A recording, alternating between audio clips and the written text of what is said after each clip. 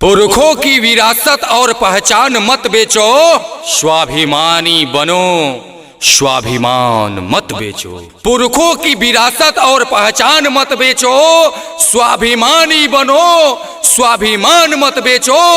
जरूरत पड़े तो बेच दो लहू का बूंद बूंद, मगर पैसा पर अपना ईमान मत बेचो, मगर पैसा पर अपना ईमान मत बेचो।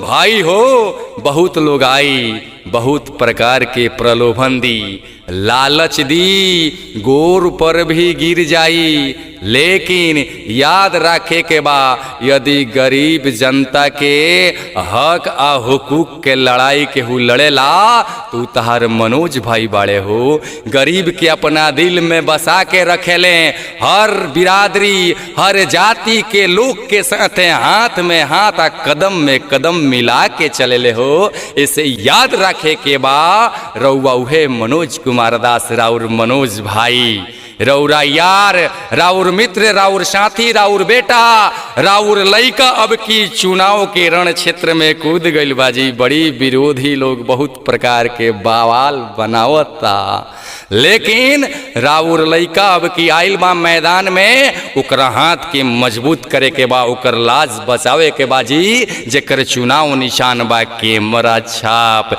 ईवीएम के क्रम संख्या 9 पर बाजी। बहुत विरोधी लोग लागल बा, बहुत प्रकार के हवा भी फैलता, लेकिन याद रखे के बा कि रउरा के चिन्हेला, राउर आदर सत्कार, राउर मान सम्मान के बढ़ाई, रेवतीत पंचायत के ऊंचा दर्जा के दिलाई, विकास के दरिया के बहाई।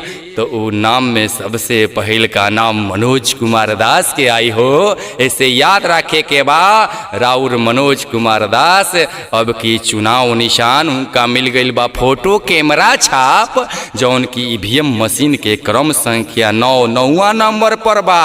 उहे सामने वाला नीला बटन दबावे के बा, अब की अपना पंचायत के स्वर्ग बनावे के बा, आ मनोज कुमार दास के जीतावे के बा हो। मनोज कुमार दास के जीत पूरा रेवतीत पंचायत के जनता के जीत हुई हो। इसे याद रखे के बा, फोटो कैमरा छाप, फोटो कैमरा छाप, फोटो कैमरा छाप।